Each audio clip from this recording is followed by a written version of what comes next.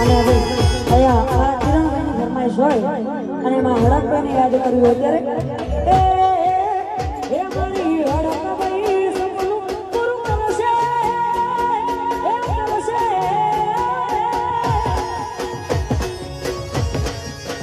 એ મારી હડકભાઈ સપનું પૂરું કરશે તારું એ મારા આશાનો રેણી ક્યારે જોઈ